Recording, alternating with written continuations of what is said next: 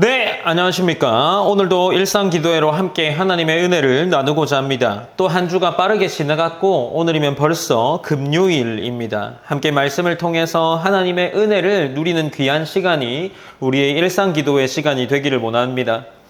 오늘은 계속해서 이어지는 스바냐 2장 4절에서 15절까지의 본문을 함께 살펴보고자 합니다. 스바냐의 말씀을 통해 우리는 어제 하나님의 심판이 계속되는 가운데 하나님에게로 돌이키는 자들을 향해 하나님은 그들에게 숨기실 것을 말씀하셨습니다. 그들을 숨기심으로 말미암아 그들을 심판으로부터 지켜주시겠다는 것이죠. 오늘 본문은 계속되는 심판의 메시지로 이어지고 있습니다. 스바냐는 열방의 강대국들을 하나님 앞에서 심판받게 될 것이다 라는 말씀을 선언하고 있습니다. 가장 먼저 등장하는 나라가 블레셋입니다. 오늘 본문 2장 4절에서는 블레셋의 4도시를 이야기하는데 가사는 버림을 당하며 아스글론은 폐허가 되며 아스돗은 데낫에 쫓겨나며 에그론은 뽑히리라 라고 기록을 하고 있죠.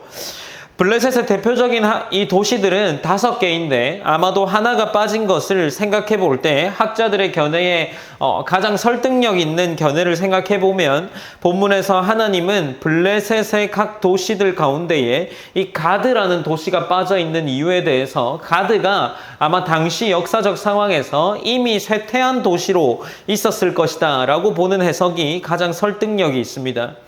그러니 이제 이 4도시들을 언급하면서 스바냐는 가사는 버림과 이어지고 있고 아스글론은 폐허와 아스돗은 쫓겨남과 에그론은 뽑히리라고 되어 있죠.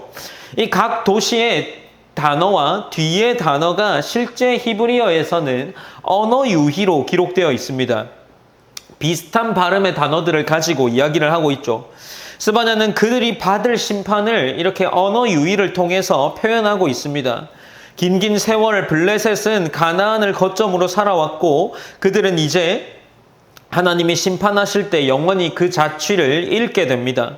본문 7절에서는 그 잃게 됨이 어떻게 표현되어 있냐 하면 7절에서는 이렇게 기록하고 있습니다.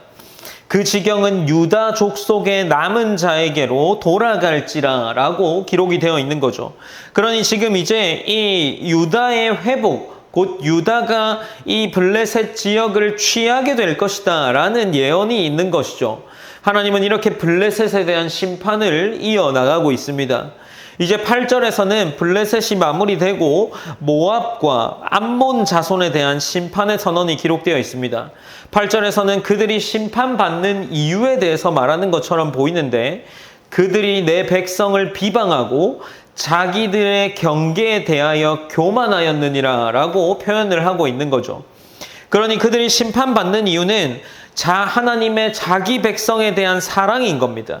자기 백성으로 인해 이제 이 모압과 암몬은 심판의 자리로 나아가게 됩니다.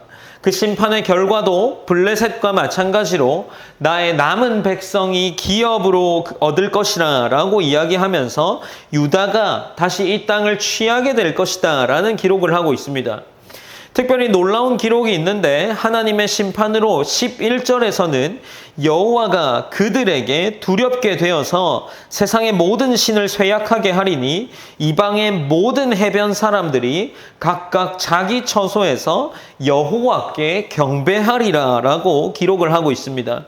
그러니 이 말이 어떻습니까? 하나님의 심판이 이 모압과 암몬에게 임했을 때 그 땅에 있는 이방의 백성들이 여호와를 경배하게 될 것이다 라고 이야기를 하는 거죠.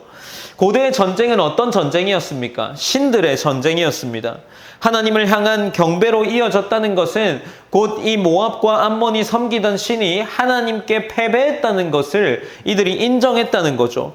그렇다면 이들 이방에 대한 심판의 결과가 보여주는 것은 동일하게 이 이방 또한 하나님께 돌아오게 될 수 있다라는 것을 오늘 본문이 보여주고 있는 것은 아닐까요?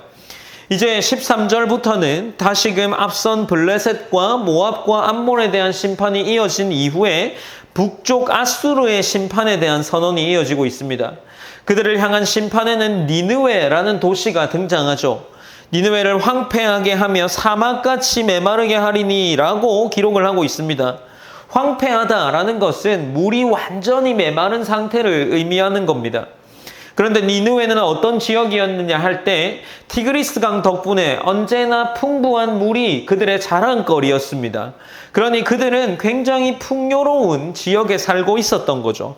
그런 도시가 황폐해졌다, 사막같이 메마르게 하리니라는 이 기록을 볼 때 그들의 심판 정도가 어느 정도로 강한 심판이 임했는지를 짐작하게 하는 겁니다.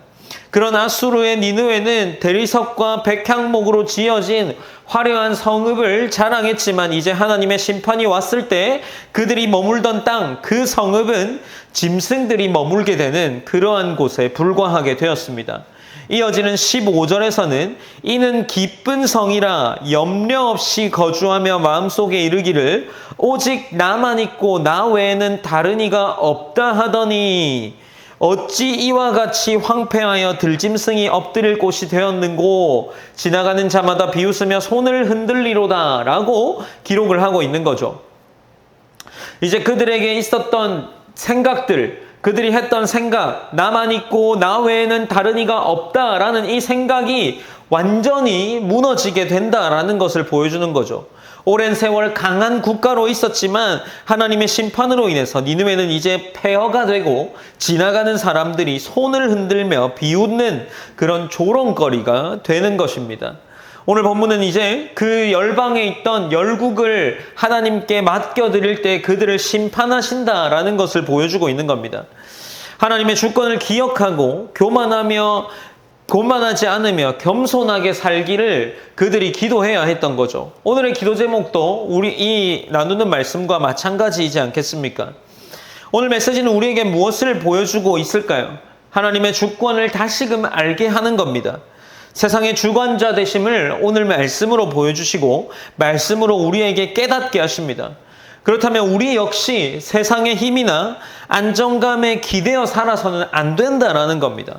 오직 하나님께 소망을 두어야 한다라는 이 상투적인 말이 오늘 말씀을 통해서 조금은 우리에게 진실된 이야기로 들려져야 하는 거죠. 심판 가운데서도 하나님은 자기 백성을 지키십니다. 남은 자를 통해 세일을 이루실 것을 오늘 본문의 구절들이 보여주고 있는 겁니다. 하나님은 심판 가운데 하나님은 그 자기 백성을 지키심을 기억하면서 우리가 오늘도 하나님을 의지하며 겸손함으로 나아가기를 원합니다. 그것이 우리에게 주는 오늘 말씀의 교훈인 거죠. 우리가 오늘도 기도하기 원합니다. 앞서 말했던 것처럼 하나님의 주권을 기억하고 교만하지 않으며 겸손하게 살아가기를 기도합시다.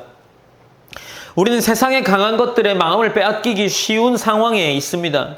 그러나 우리는 오직 하나님의 다스리심을 받음으로 세상의 강한 것들에 빼앗기지 않고 하나님께 순종하는 삶을 사는 우리가 되길 원합니다. 또한 우리가 두 번째로는 심판 가운데서도 남은 자를 지키시고 회복을 약속하시는 하나님을 붙들기를 기도합시다. 우리 가정과 교회, 이 땅이 흔들릴 때도 믿음으로 굳게 서서 하나님이 지금 이 스바냐가 처한 상황에서 이스라엘을 다시 회복시키시겠다는 이 교훈을 주는 것처럼 동일하게 우리도 하나님이 역사의 주관자 되심을 고백하고 찬양하는 그런 하루로 오늘을 시작하고 기도했으면 좋겠습니다. 제가 기도함으로 오늘 일상기도회를 마무리하겠습니다.